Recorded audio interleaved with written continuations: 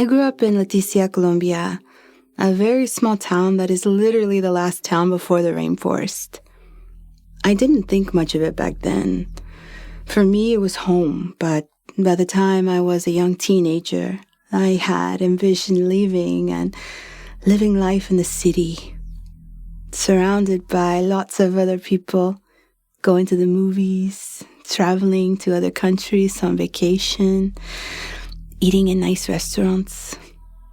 Where I grew up, nothing was like that.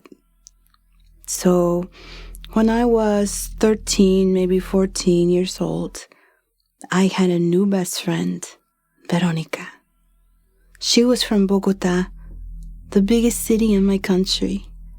And to me, she was very sophisticated, a real city person. And I considered myself very lucky to be her friend. She had moved to our town with her dad, who was there to start a tourism company that would lead people on tours to the rainforest. At that time, I couldn't understand why anyone would want to see it.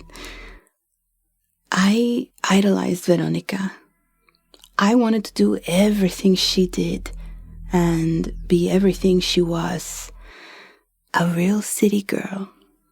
I knew my mother wasn't happy about it at all. Like everyone in our town, we didn't have much. For me to just decide overnight that I didn't want to wear this shirt anymore meant I had only 4 shorts to wear during the school week. But my mom considered Veronica's father an upstanding man, and she felt bad that he had lost his wife during childbirth. So she let me go to their house on Saturdays, which was when she had to travel into town for the wallets she made to sell at the market in Tabashinga. If her father was there when I got to her house in the morning, he would give us hot chocolate and bread, then head to his study, where I could hear him talking to people on the phone. On those days, she would model her dresses for me, tell me about her school back home in Bogota, and about her boyfriend, Geraldo. About a year into our friendship, I could see that my friend was losing hope that she and her father would be returning to Bogota, something he must have told her when they first came to our town. The truth was that over the past few Saturdays, I had started to wish Veronica had something else to talk about.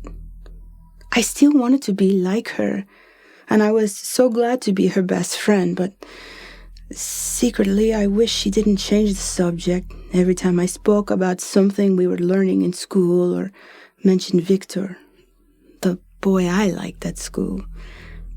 So like usual, I go to Veronica's this one Saturday and she's in a bad mood again. She's packing her backpack and telling me that we're going into the forest. That was something we kids never did.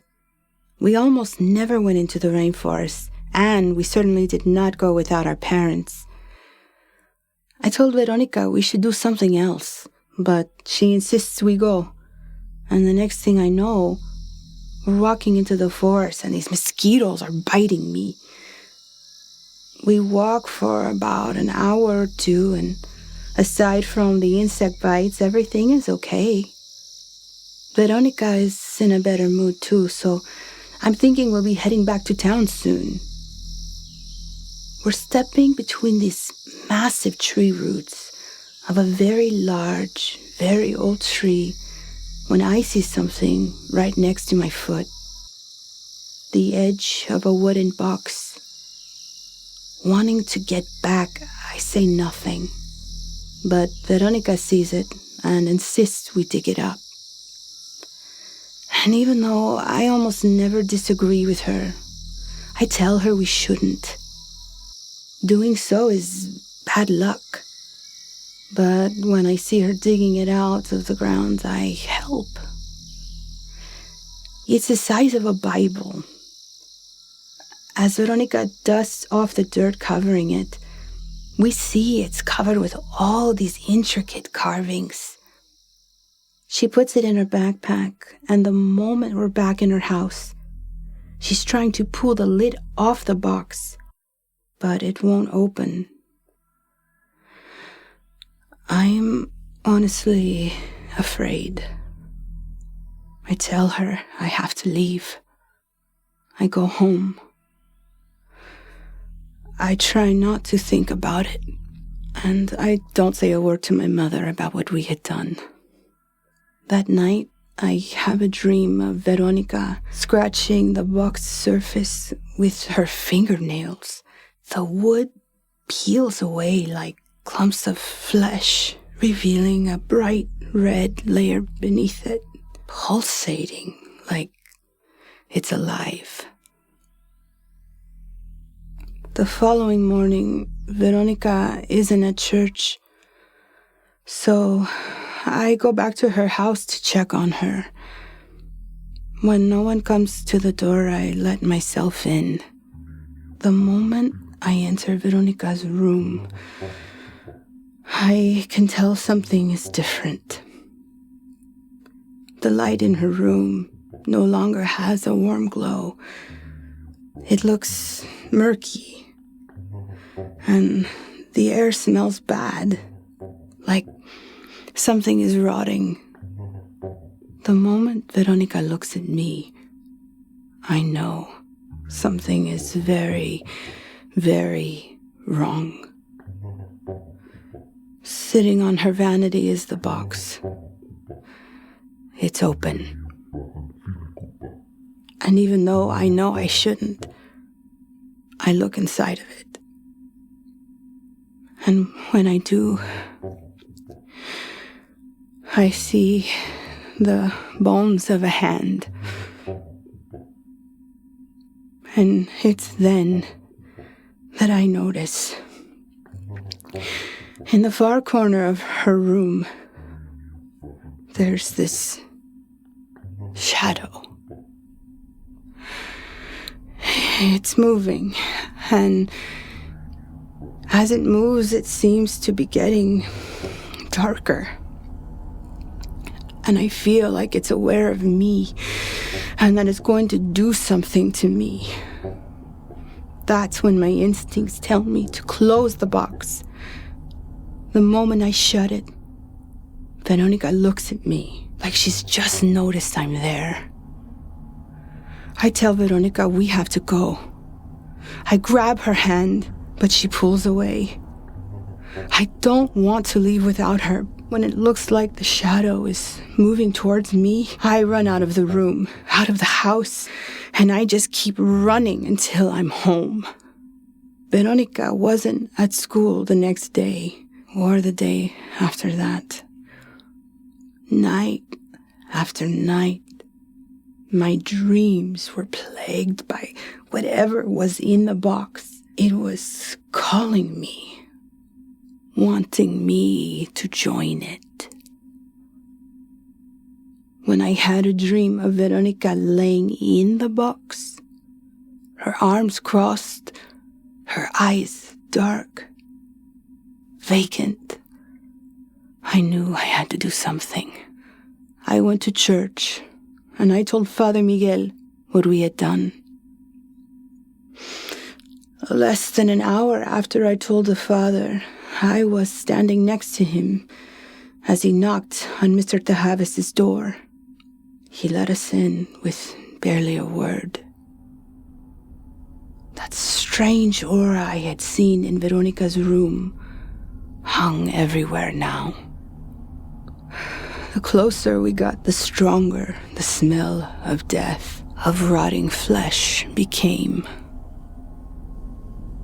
When Father Miguel started saying a prayer, Veronica lunged at him and tried to bite his face, but her father held her back. For hours we prayed. The more we prayed, the more oppressive the smell became. Veronica's body shook. She spat and barked and laughed with his voice that sounded like some old and evil man. The voice said words in a language I did not understand, but I knew they were evil. Hours went by, but the father did not stop. And so I asked God to give me strength. At some point, I felt like I was going to lose consciousness, but I just kept praying and thinking of God's goodness and power and envisioning Him as a bright white light. I was looking at Veronica the moment she blinked and asked if she could have some water to drink. The next thing I knew, Mr. Tajaves was hugging his daughter, while Father Miguel was telling us to never, never do such a thing again. Veronica was different after that, and so was our friendship. She no longer acted like she was better than me or our classmates, and she rarely spoke of Bogota or of leaving our humble little town. It was I who was the first to leave. Had won a scholarship to a private high school in Medellin. From there, I went on to university in Bogota, and eventually I found my way into neurolinguistics. It wasn't until many years later that I saw Veronica at a bookstore in Usaquin. Even though the possession was the first thing that came to my mind, the moment I saw her, I knew there was no way to bring it up in polite conversation with her husband standing right next to her. I doubt he knew anything about it at all. But in those few minutes of small talk and smiles, I could see one thing. The shallow, mean Veronica, whom I had once idolized, was gone. In her place was someone thoughtful and kind. Someone who didn't look down their nose at others. I was glad to see that.